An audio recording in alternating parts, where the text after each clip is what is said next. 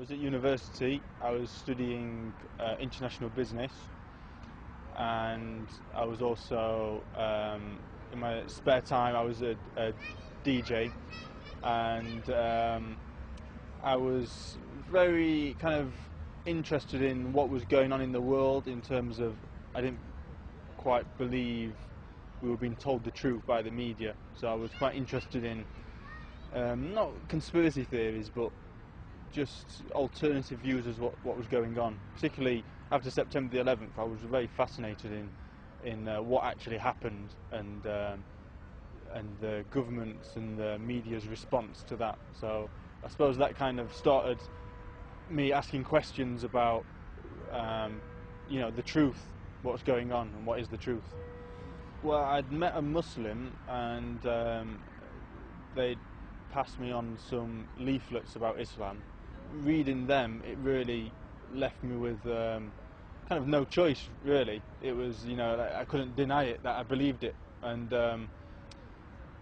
so one Saturday night, I basically had a conversation about death, and I always kind of had this feeling for some reason that I was going to die quite young.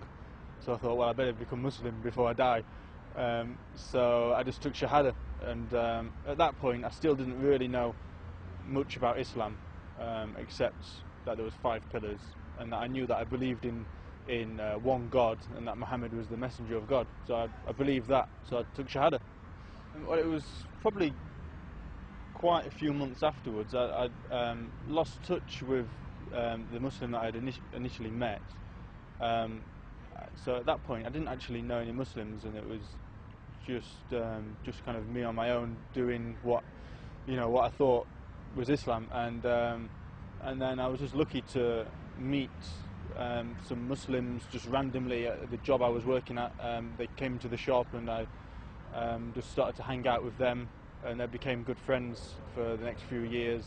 They were also new Muslims as well. So I was amazed, because I didn't know that there was any other people who embraced Islam. So it was just a real blessing, and so obviously spending time with them, I learned a lot more about Islam. I remember one day with my mum saying to me, "Oh, would you like a ham sandwich?" And I was like, "Oh, well, I'm not really eating ham at the moment." Which was like, "Oh, why is that?" And I was like, "Oh, since I became Muslim." And he was like, "What was that?" And since I became Muslim. And she was like, "You're not a Muslim." And I just said, "Well, I believe in one God, and I believe Muhammad's the messenger of God, so I have to, therefore I am a Muslim." So she was just like a bit confused, like, "Oh." But I had it very easy compared to a lot of people whose family and friends, disown them. I had it very easy. My parents were very liberal and laid back, and they've always been like that. Always kind of let me find my own way. So, yeah, very lucky. Some Muslims might think that becoming Muslim is like the end goal, but really, becoming Muslim is just the start. And when you pursue the path, everything changes in your life. And I think also it puts people off Islam, because they realise that things are going to change. But really, you have nothing to be scared about, because Islam means submission to God. So, how could Allah could bring you into Islam and then make it difficult for you? It doesn't really make sense. So anyone who encounters Islam, they have to be true to themselves, and they will kind of feel inside, they'll acknowledge that they need to return to their Lord and submit to Him. And so it's anyone really who's thinking about Islam, then I would say follow your heart, be sincere, and as long as you do that, then you have nothing to worry about. It will guide you to Islam.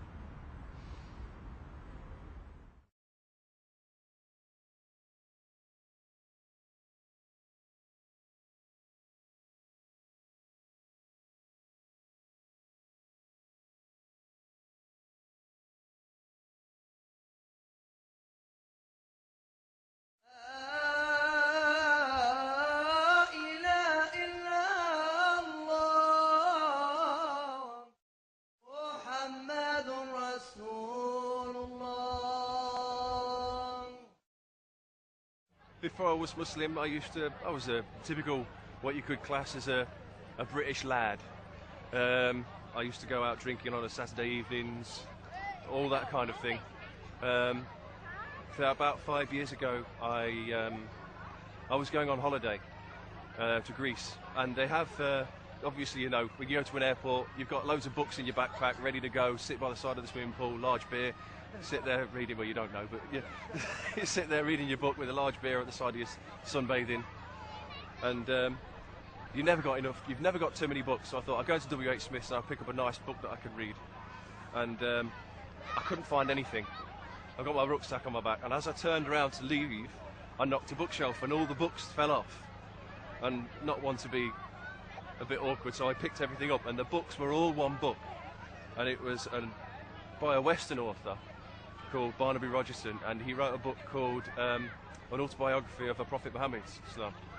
And I read the first page, and it looked interesting. I read the second page, took it to the counter, I bought it, and I took it on holiday with me. So I read the book, and I thought, yeah, I want to learn more. So I came back, and I started to go to a local masjid, and I spoke to them, and I said I want to learn more. And the elderly imam who took my shahada, he said, well, to tell you the truth, the best way to understand Islam is to become. I didn't think twice about it. I just took my shahada there and then. As a revert Muslim, you find that you sort of adhere yourself to somebody within the Sahaba. You know, you can relate to them because they were all revert Muslims too. And my relation was Hamza because of the way that he lived his life before. He was a hard drinking, hard living, enjoyed life to the full. Obviously, still enjoyed his life to the full after he became a Muslim. And I related a lot to him. So when I went on Hajj, I wanted to go to the back to see where Uhud, where he died. So I went to the cemetery. They got off the bus, and as I was walking across, it was like I was walking through treacle. I felt so emotional, and tears were just streaming down my face, and I couldn't stop them, and I didn't know why. So I kept going, and as I got off this like sandy patch onto a little paved area, it all went. And I thought, oh, that was strange. And I went to the cemetery, and I made my du'as for the martyrs and for Hamza, and made my way back to the bus when they said, come on, it's time to go. Made my way back to the bus, and as I walked across that patch of ground, it happened again. Just crying, looking at me, what's the matter? So I told them, and a Malana that was there next to me, because he translating for me, he said when our Prophet found out that what had happened to his uncle, he just cried, he just wept and wept. And I said, well, maybe he just left something there for somebody who wanted to find it, and I felt in here for Hamza, so it hit me both barrels. So when I got home, I said, if we have our son, because my wife was pregnant at the time, if we have a son, I want to call him Hamza. And we had a little girl. So obviously, before I went to see my mum, I went onto the internet to see if I could find a female relation of Hamza to give her a second name, and I couldn't find anything. So she said, ask your mum. So I asked my mum, and my mum went away, and a couple of days later, she'd gone trawling through the internet, and she said, I found 3 names for you. And she said, one of those, I can't remember the other 2, but the one that we liked was Sophia. So, okay, then we'll give her Sophia. And a few months after we'd done that, I was feeling pretty depressed and quite down. I've got a book called the Fazal Alimal, and I just open it up just to read and see what there is in there, and I was reading about the aftermath of Uhud.